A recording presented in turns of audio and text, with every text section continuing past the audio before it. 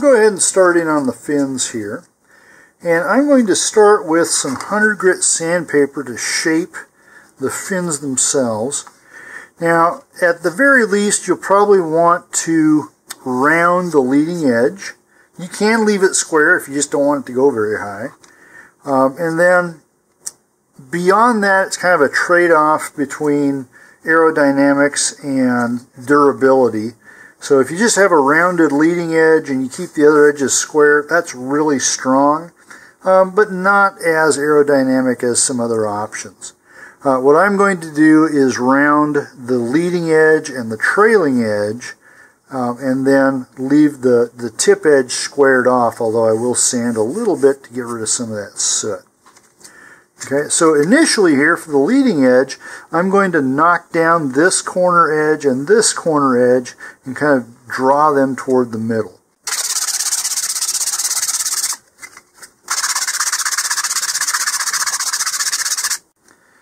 Okay, and then frequently check this in cross section. Now you may notice my fin's got a little bit of a bend to it.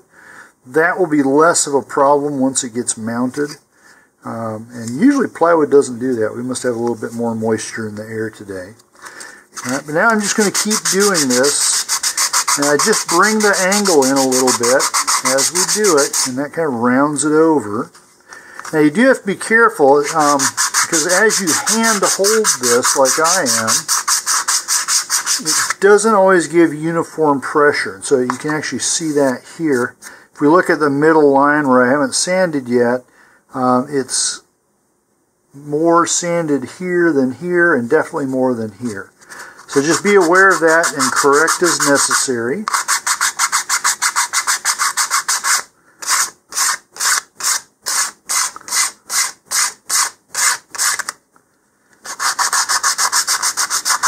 And I'm just kind of rolling my wrist here to round over those edges.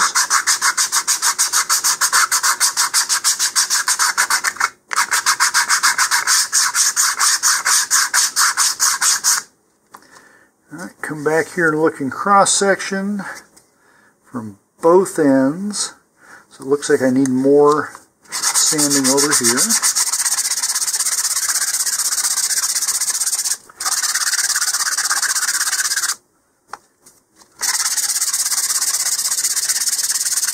This is ending up being more of a taper than a rounding, but that works too.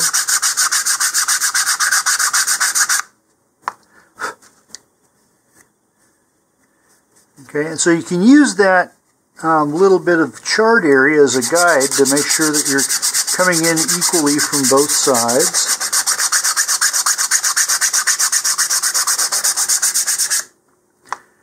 Alright, so back to the cross section. That looks pretty even.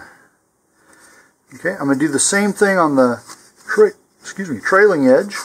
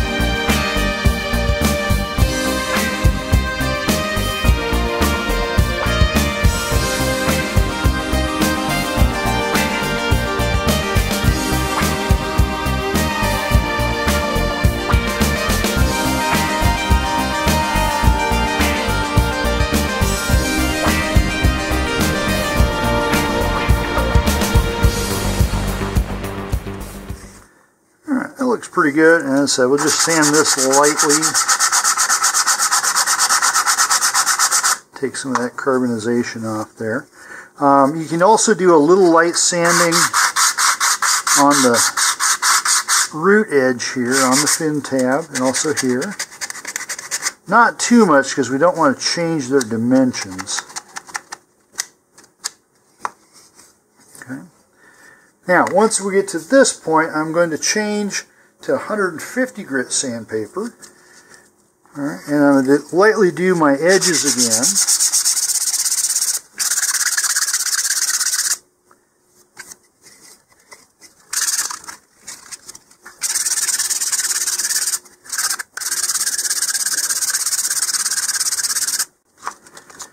Okay, make sure I don't get off-centered there. And now I'm going to do the faces.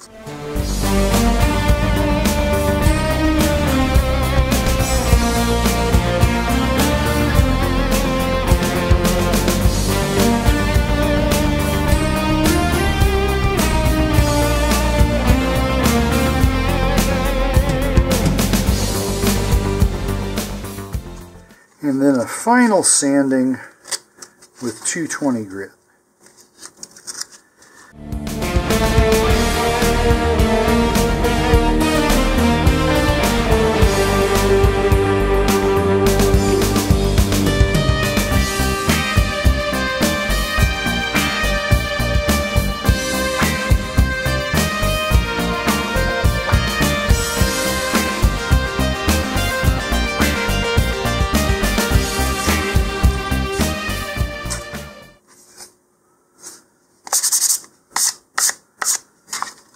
Okay, so that fin is done. We just have to do the same thing to the other three. I will do those off camera and come back. I have all of my fins sanded here. And at this point, if you want to use sanding sealer, this would be the time to do it.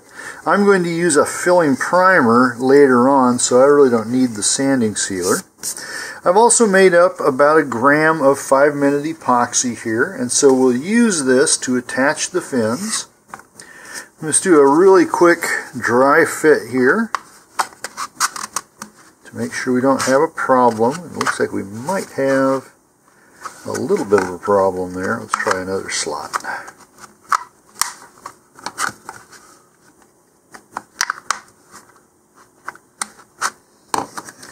Alright, what I'm seeing here is that my fins are actually just a little bit longer than the fin slots are. Or at least this fin is. Okay, so to fix that, we can do one of two things. We can try sanding or filing the fin slot, or sanding and filing the fin tab, either one. Alright, so I'm going to go ahead and just grab a little bit of 100 grit sandpaper here.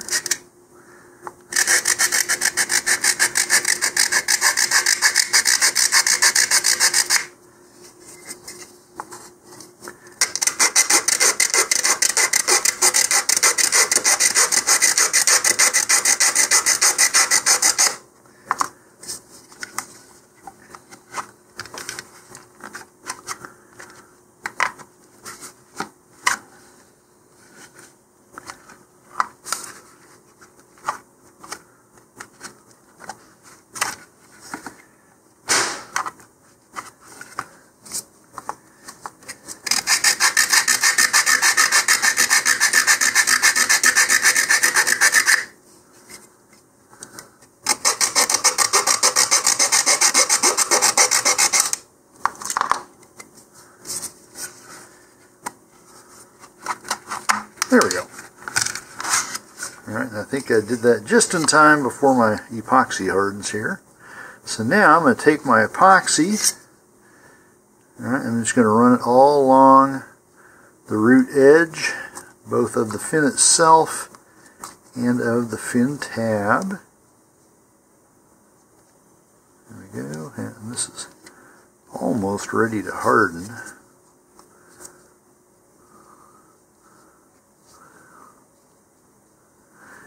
Okay, so we'll do that and just quickly pop that in. Okay, now ideally we'll have just a little bit squeezing out from where the fin tab is not. Now if you have a lot squeezing out of that, you might want to go ahead and wipe it off.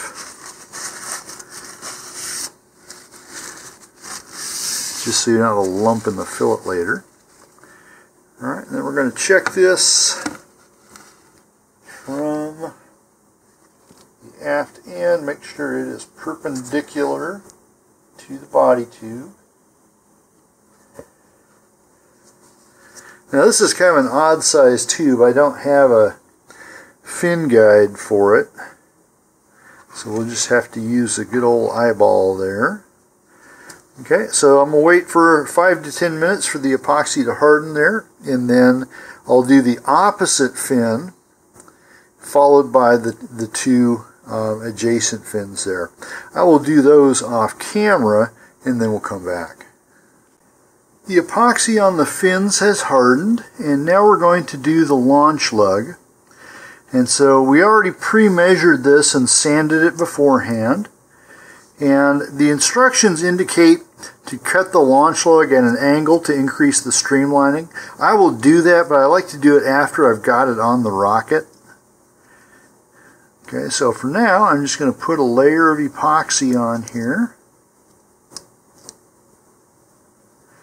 I'm just using 5-minute epoxy for this as well.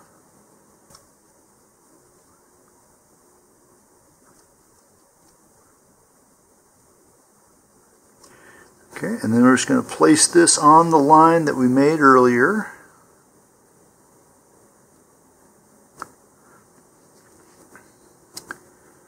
Okay, and now I'm first going to sight down the top here, and then sight down along the line. And so the launch lug, the line, and the body tube should all be parallel, and they look good there. So I will go ahead and let that harden, and when we come back we'll do the fillets. The epoxy on the fins has hardened, and so now we're going to add fillets to that, made from epoxy. So when you're doing this, have something covering your work area so you don't get epoxy on it. I'm using 5-minute epoxy, and just enough for about one fin at a time, so roughly 2 grams or so for this one. You're also going to want some tight rubber gloves, because we're going to use our surface of the fingers here to actually do the fillets. And you're going to need some rubbing alcohol, and then either some tissues or more paper towels to kind of clean it all up. So here we've got the 5-minute epoxy. Alright, and we're just going to smooth that in with the applicator to start with.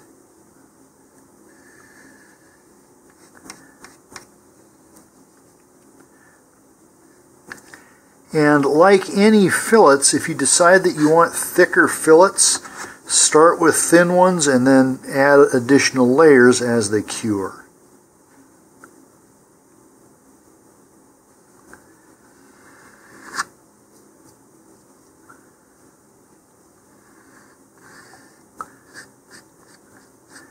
Okay. Be sure to work it down into this crevice here, because otherwise you'll get bubbles formed in it, and then you won't get a nice smooth fillet there. And also make sure you cover any gaps that might be in the fins back here or in the forward area. Okay, make sure you get the very top. Now, if you're not feeling especially neat, you can use masking tape and mask the body tube and the fins here. And I often do that for larger rockets. I can usually freehand fairly well with smaller ones. And so now I'm going to moisten my glove with a little bit of alcohol here. And I'm also going to keep a tissue handy. And now, using the alcoholed fingers, we're just going to smooth that in. Okay, and then if you have excess that kind of smooshed out here, go ahead and use a tissue to clean that up. Okay, you can do it on the fins as well if you like. Mine looks pretty good. I don't think I need to do too much. Oops, that's all too far in. Alright, so now just get a little more alcohol there and just smooth out that top part. Alright, and be careful if you get stuff like up here. I think that actually came from when I was putting the fins on. But look for stray epoxy and try and grab it before it sets in. Alright, now we got to do the other side before everything hardens here. So get a little more alcohol. And just smooth that one in as well.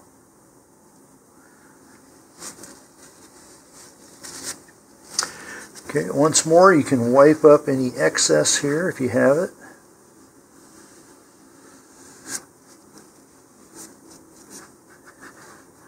That fin looks pretty good.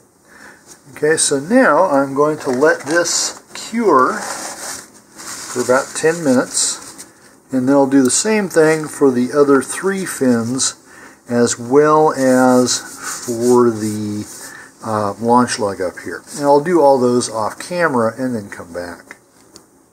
My fillets are cured. They're still a little bit sticky, but we can work with it here. And so before we go to prime and paint this, we need to make the holes for the rail buttons. Now, if you're not going to use rail buttons, you don't need to do this part. All right, but I need to measure my coupler here all the way down to the eyelet, which is about 9 centimeters. I'm going to add another centimeter and make it 10 for safety. Okay, so this is how far down the forward rail button needs to go. So we'll just mark on the line that we did previously. Alright, now for the aft rail button, we're going to have to kind of eyeball this because what we want to do is stick it through the edge of the centering ring here. But I can't directly measure that too well because of the layer of epoxy that I've got. Instead, I'm going to estimate it from where the fin tab is. Okay, so if I just kind of run this in as a straight edge, alright, and say, alright, that should be about even with the front edge of the centering ring, then the middle of the centering ring should just be inside that. Somewhere in this area. Okay. Now to do this, I'm going to drill a couple of pilot holes here. And so I'm going to use a 1/16 inch bit. And first of all, I'm just going to feel whether or not I'm in the wood.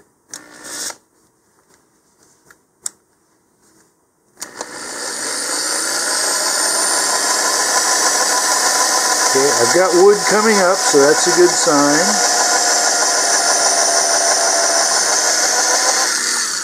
All right, and that's about as deep as we need to go. And so the aft rail button will be attached using a wood screw.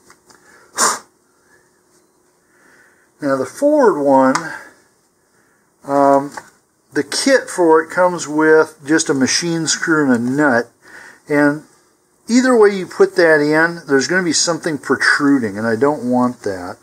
I'm going to go ahead and drill my pilot hole here.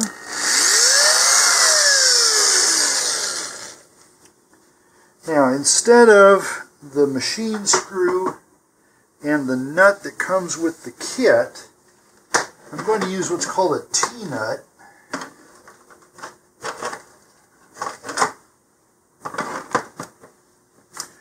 These are also called weld nuts. Okay, they look like this, and the flange part of it here will be on the inside surface, and then this shank will come up through the hole. I have to make my hole bigger, obviously. All right, and then we'll put the rail button on it using a number 6 machine screw here, and this is fitted so that when everything's in place and we screw this in, it comes out about flush there with the T-nut. And so then if we just put a layer of epoxy over this, it gives us a pretty smooth surface inside here that's not going to hang up the parachute or the shock cord the way a machine screw would if we actually just put a regular nut in there and a machine screw. Okay, now to get this in,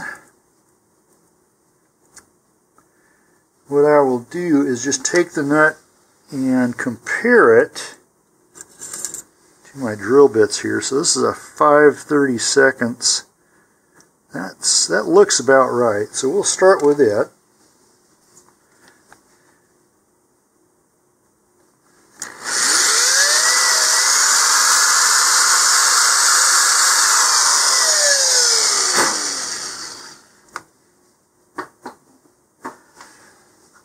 Okay, and just for the sake of fitting here, I'm not going to try and come in from the inside.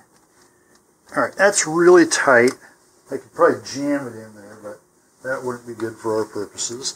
So I'm going to go up one size to an 11/64. Really wish they made metric drill bits around here. Alright.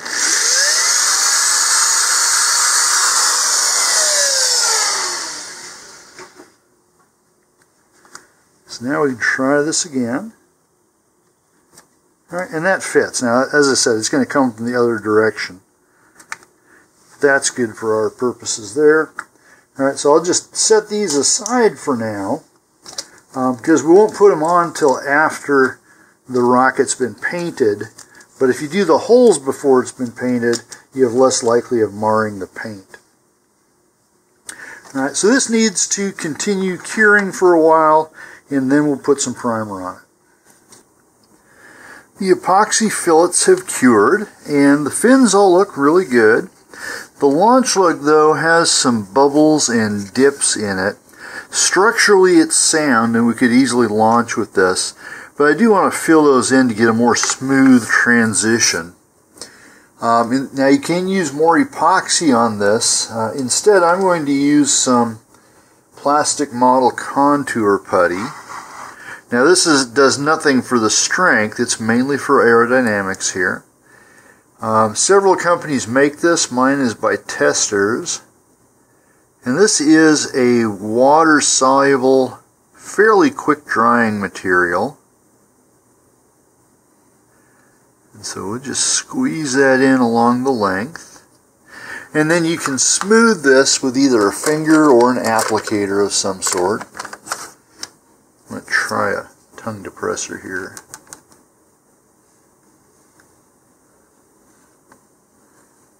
Yeah, I think the finger is going to win. Alright, you can even wet your finger a little bit with alcohol or water. And now we just smooth that in. Now this stuff starts drying almost immediately, so you want to work it very quickly.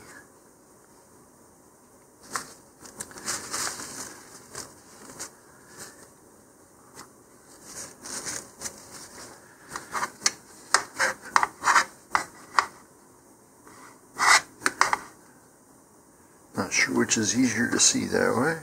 We'll try this. Okay, so same thing here.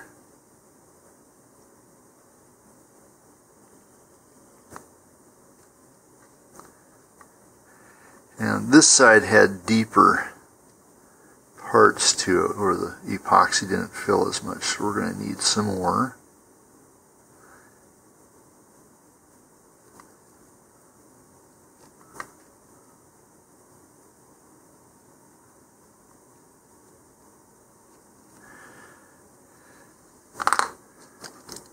Okay, once again wetting my finger here, and we'll just smooth that in as well.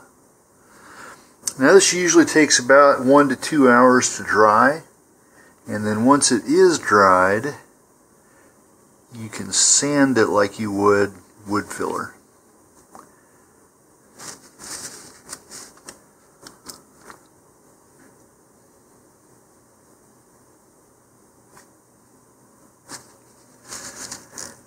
Now once this is dry and sanded, my plan is to then give it several coats of a filling sandable primer.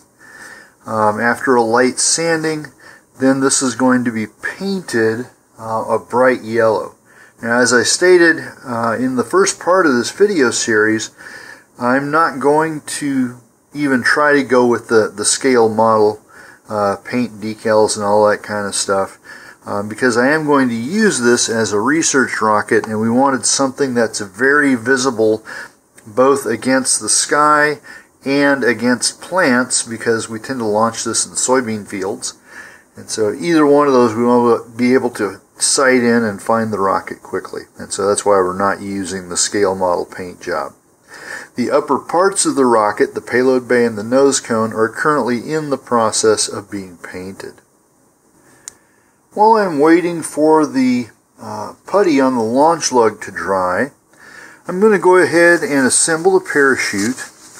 Now, they don't give you a whole lot of instructions in the instruction sheet, but two things I highly recommend that you get. One is a barrel swivel like this that's able to twist and take some of the twist out of the shroud lines as it's coming down. And the other here is a quick link. And this will allow us to easily change out the parachute for a different one as the need arises. It also makes changing the shock cord, if you need to do that, easier as well. So the first thing I'm going to do is open this up. And we're going to find all of the shroud lines here.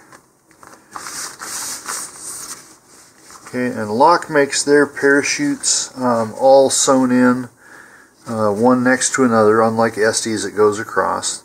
It's fine. It means you almost always have an overlay, at least in one of them. Alright, so I've got my finger here on the shroud loops, and then what I want to do is pull those loops back and forth until all of these are about in the same position. One other thing I recommend is some heat shrink tubing, and this is used to bind wire together usually, but we can also use it on the shroud lines in place of a knot so that they don't move. You can get this at electrical supply places. I got mine at Harbor Freight. There's an assortment pack for like $1.50 or something like that. Right. So I'm going to take my shroud lines now. Alright, and these are the loops that we had before. I'm going to pinch those way down so that I can first of all get this heat shrink tubing over it. Just feed it in there. Then we're going to open up those loops again. And throughout this I'm keeping tension on these shroud lines so they don't change relative to each other, how long they are. Alright, now I'm going to take my barrel swivel and I'm going to pass the loops through one end of that. Okay, keep that taut again. Alright, and I'm going to pass the entire barrel swivel through the loops, pull the loops down, and then that forms a knot there. But you can see as soon as I let go it comes undone again. And that's why I've got the heat shrink tubing. I'm going to check my shroud line length one more time. Okay, and now I'm going to just squish this on down. Now there are actually two ways of doing this. The way I'm doing puts it up to the knot. You can also use a larger diameter heat shrink tubing and enclose the knot in the lower part of the barrel swivel at the same time. Now, as far as heating this up, you can use a hair dryer, you can use a heat gun. Just be careful that you don't melt or burn the shroud lines at the same time. I just use a regular butane lighter. And I just set this on its lowest flame setting.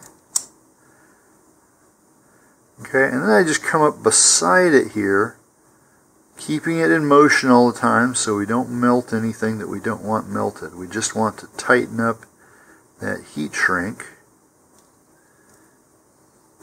And if you keep your fingers close to it, that will help ensure that you don't get things too hot. Because if it's hot to your fingers, it's hot to the shroud lines and such as well.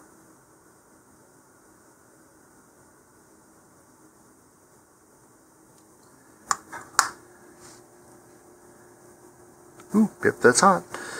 Here, I'm going to get a little bit more here if I can right next to the knot without melting the knot. There we go. Okay, so that's all nicely held in place. And then to attach this, we'll simply take the quick link here, put that barrel swivel over it, and then this will also attach to the shock cord and to the screw eye of the payload section. The putty on the launch lug has been drying for about 2 hours, and I've given it a light sanding with 220 grit sandpaper. And we can see, let's see if I can get this close enough to be in focus. Alright, so we've got a bit of a depression here, and this is mirroring the depression of the epoxy, but also it just kind of sunk in as well on its own. So what I'll do here is just add another layer of the modeling putty here and smooth it in.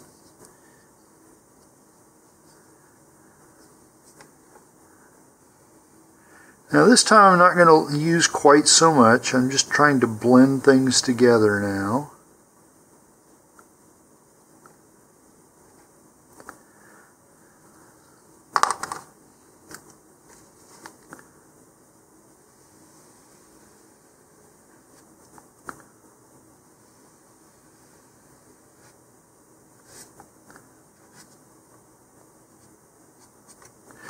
And then I'm going to do the same thing here on the other side.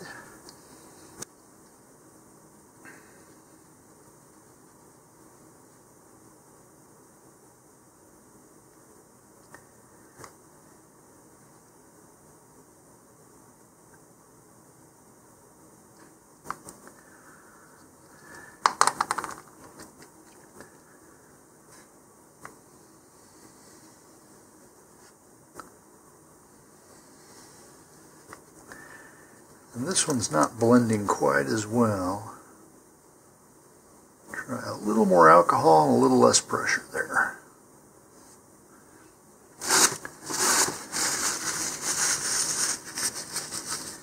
And I don't want just a whole bunch of alcohol on this because it can interfere with the cardboard eventually. Alright, but once again I will let this dry for another hour or two and hopefully we'll be ready for the primer to go on. Here's the main body after several coats of primer and then wet sanding with 220 grit sandpaper. And this just needs to dry from the wet sanding and I can start the paint on it. The nose cone and the payload section I'm further along on. So these have been primed in the same way the body tube was and then painted over. And I've done this kind of a blend from the red of the nose to the orange of the payload section. And then I'm planning for the main body to be yellow, and then I will also kind of blend the orange onto the yellow as it goes down. So back to the painting for these guys right now, and we'll be back when they're done. Here I have the main part of the rocket painted. And so now we just need to do some final steps to put everything together. First I'm just going to add the motor retainer here so that we won't lose it later. For the rail buttons, this is what comes with the kit. And so what we'll do is we'll go ahead and use the sheet metal screw or wood screw here for the aft one because it's going to go into the aft centering ring. But I don't like just this machine nut and screw that they use for the forward one because it projects into the body tube cavity itself and can interfere with the proper deployment of the parachute. Instead, I'm going to use a weld nut or a T-nut here for the inside, and then I have a shorter machine screw that's the same size as the T-nut here. This is actually a number 6, whereas the one that came with it is a number 8. The reason for that is when this is inserted through the tube, that's what our rail button is going to rest upon there. Now before we can do this, we're going to need to clean the rail button. As you can see here, it's got a lot of flash from its molding process, so just carefully clean that away, any place that it might interfere. Be careful not to cut your fingers. Alright, I think those were the only two really major areas there. Alright, so here I'm going to go ahead and partially insert that wood screw. Now, we drilled pilot holes for these earlier before we did the paint job here.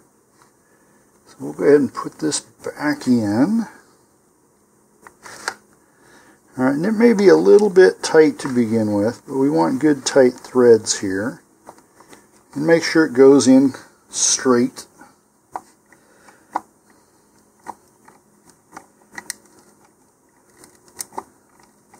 Alright, and I can hear it kind of splintering in there, and that's unfortunate, but often happens.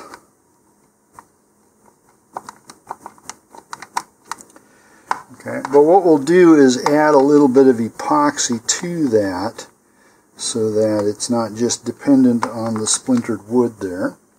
So I'm going to go ahead and make up some epoxy here quickly, and then we will continue. Here I've made up some 15-minute epoxy and just dip the threads in that, and I'll put that through. You can put it through first if you like. Okay, now you can use 5-minute epoxy on this if you want. I'm just going to use the same batch for both rail buttons, I hope. Alright, so just put that on just until we hit the fuselage there. And that looks like it's going to have a bit of a tilt to it. We may have to do some more work on that later. Okay, but hopefully it'll come out, and if it doesn't, I'll fix it another time. Okay, now for this one, we need to take the T-nut and stick it up through that hole. Now the first thing I'm going to do is just take a file here and kind of open that up. It's got some paint and stuff in it that may get in the way. Here we go. Now I cannot actually reach that far in. We'll take out the tissue that was protecting from the paint there. And so instead I'm going to use a stick here, and I'm going to put some masking tape on it with the sticky side out.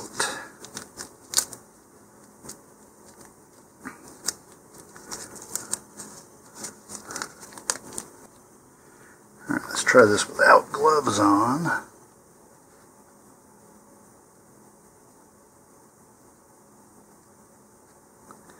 Okay, we've got a little bit of cardboard down in there.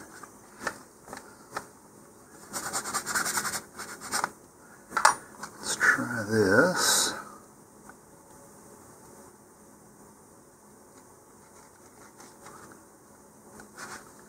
Almost there.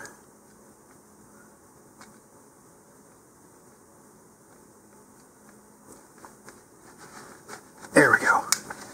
So there I was able to catch the threads. Right, now you won't be able to see this next part. No, this is almost too far. Alright, I'm going to do this quick. Alright, but I'm going to overcoat the T-nut in there, and that will hold it in place, but also provide a smooth surface so that the parachute and everything else does not get caught up on it. My epoxy cured on me there before I was quite done with the rail button. So now that the stuff on the T-nut has cured, I made up just a little bit more, and I'm going to put this inside the T-nut there. And it doesn't take much. Alright, then we'll go ahead and put the rail button on there and our machine screw. And we'll just tighten those down.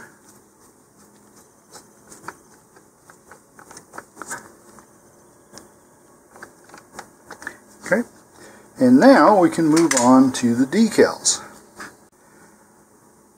The two iris decals that come with this kit are made of vinyl. And what we want to do first of all is just give them a little bit of trimming here. If you trim the corners, you're less likely to have them peel up on you. So even over here, I'm just going to kind of round over these corners a little bit.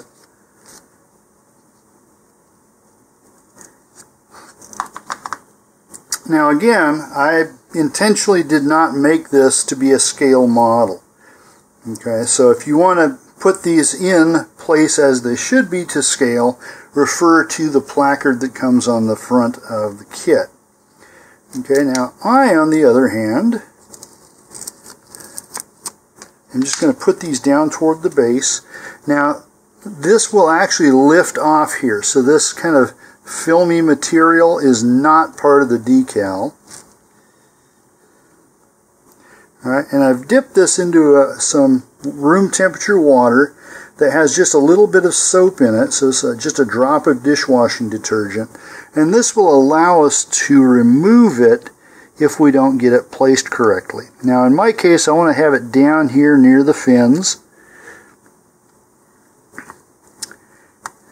Alright, I'm just going to move that down. And if they are where you want it, then go ahead and squeegee out the water. If it's not quite where you want it, then you can just lift it back up and try again. Alright, so I'm going to first just squeegee off this excess, and that will allow the letters to stick. Alright, well I lied. So it's not quite there. I'm getting it. So here I'm going to, if I can get the letters to start, it'll be fine. So just use a hobby knife to kind of peel that off.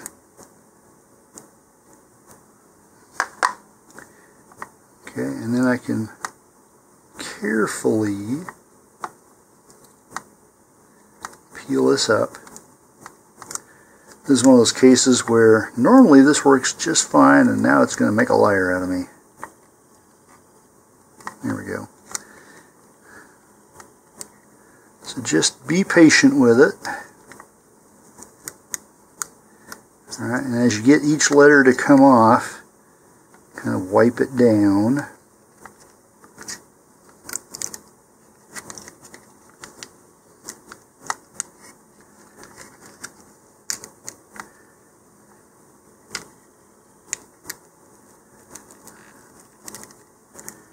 In fact, these are actually pretty easy to position, so I may try the other one without the water.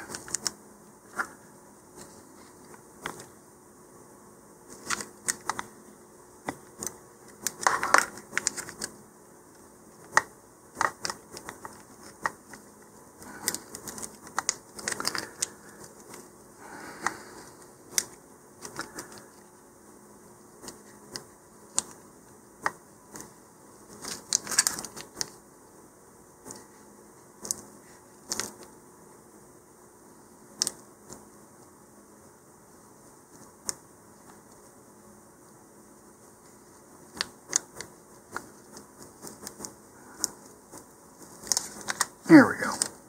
Now, since it does still have the soapy water on it, if you need to, you can kind of pick up the edges, put them back down as necessary. Okay, and when you've got it exactly where you want it, you go ahead and just squeegee the water out of each of those letters there and press them down firmly.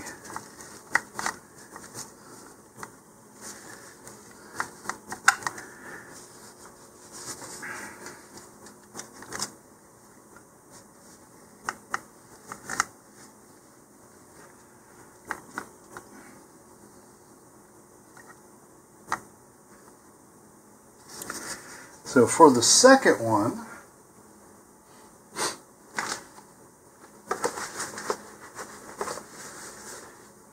I'm going to try this one without doing any cutting and such.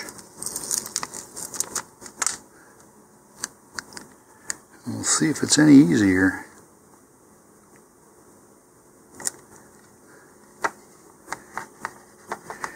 here I'm going to use my fingernail to kind of burnish them down.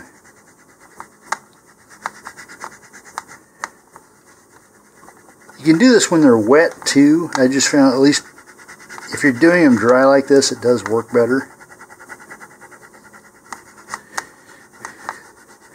And to tell you the truth, I probably use different methods on every single rocket. More or less the same, but different orders and such. Alright, so now we'll go ahead and peel this up again.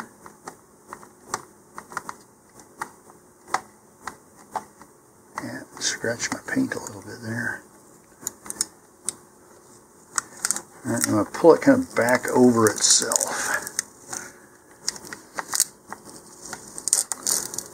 Like that.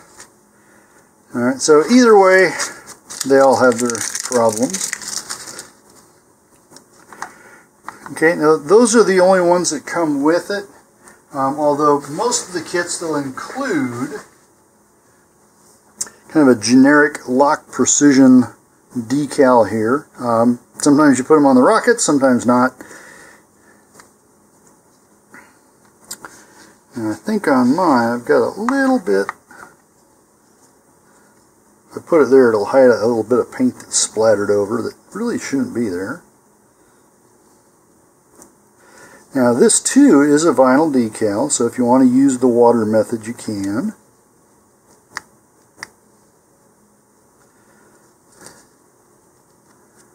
Although it looks like they didn't quite cut this enough.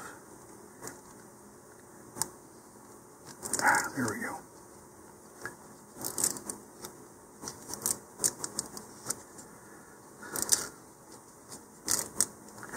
Yeah, be careful pulling this off, at least on mine there. It didn't quite score through it all the way. Alright, now I'm going to go ahead and use the water here.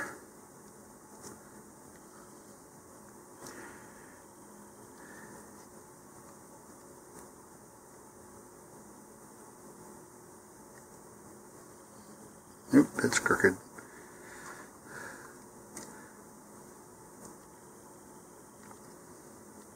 That's better.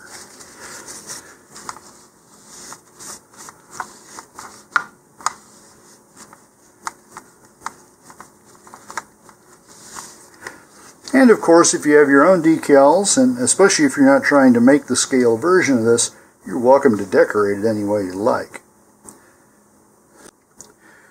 We're about ready just to put everything together now, and so we need to put the payload bay back together with our coupler here and also the nose cone. So we need to line up the holes so that we can put the rivets into those.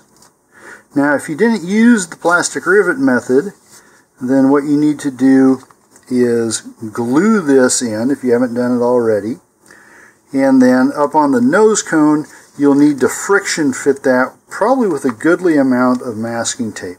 You want that so it really takes effort to pull it off, otherwise it will come undone in flight. When the ejection charge goes off, I've had more than one of this type of nose cone separate using what I thought was enough masking tape. And that's part of the reason I've gone to using these rivets.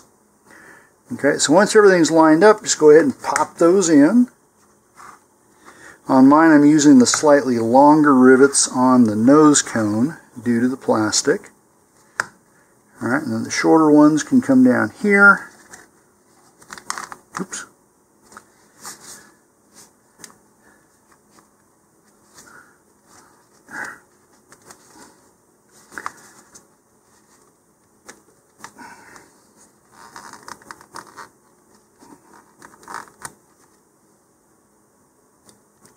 May need to use longer ones all the way around.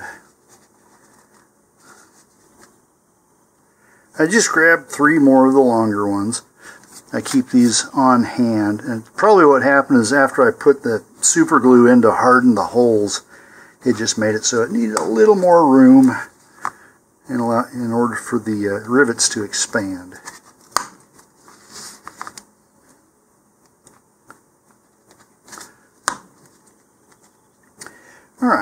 now we're going to pull our Kevlar shock cord forward there and take our nylon one.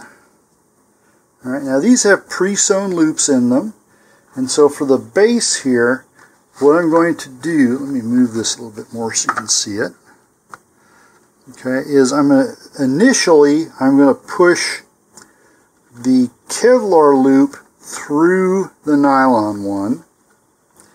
I'm going to go all the way to the other end of the nylon shock cord here, and then pass its other loop through the yellow loop. And we're going to pull that all the way through. Alright, and then let those loops slide by each other. And that gives us the strongest possible connection you can have. Any knot would actually be weaker. Alright, now if we come up to the other end,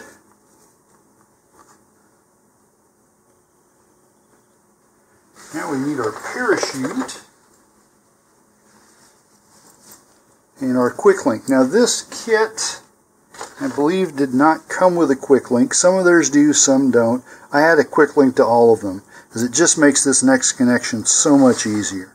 So I already put my swivel on the parachute there, and the quick link can go through the swivel, and then you can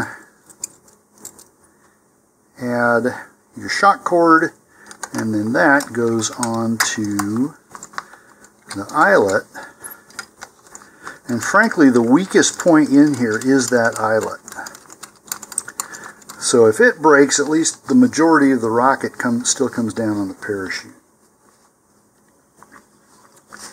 Alright.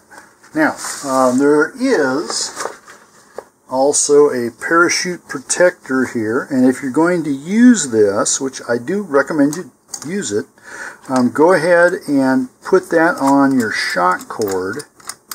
So we'll just take this quick link back off again. And this is the beauty of these quick links, is that it makes changing things really easily.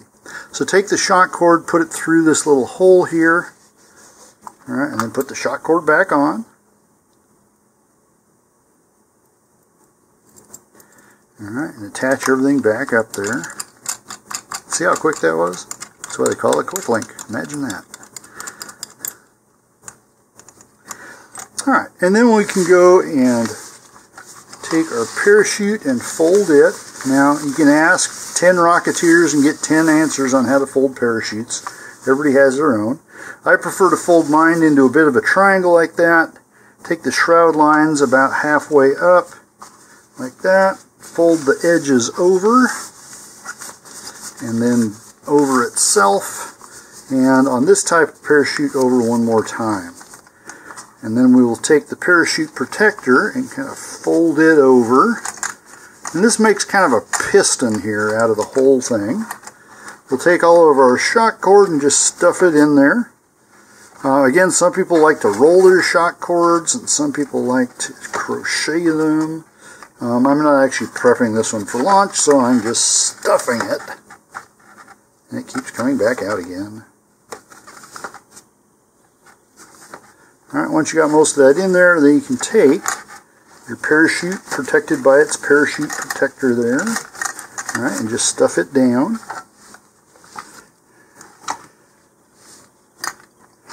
Now all of that has to get by where the rail button is. Alright, and then that allows us to put the coupler on here. Now something else you can do, especially if you're going to fly this high power. If you're flying at lower, not really low, but mid power, it's usually not a big deal. But if you're flying at high power, I recommend putting a vent hole of about 1/8 of an inch down here near wherever the, well, it needs to be up here. It's going to be just in front of the forward centering ring. What that does is if you've got a flight where you go up really fast and really high, it allows the pressure inside to equalize with the outside.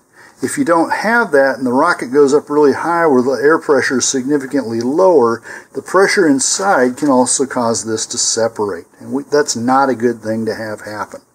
If you're just flying at mid-power, you really don't need it. Okay. Now this, I probably need to repack it. All right, but like any other, once you've got it all hooked up, give it a shake test. All right, make sure it's not coming out. Now I still don't like that, and it probably means I need to repack the parachute. Okay, but from aft to nose here is our completed 2-inch LOC iris. Hope you had a good time building this with me. Have a safe launch and a safe recovery. And please stay tuned for more of my videos.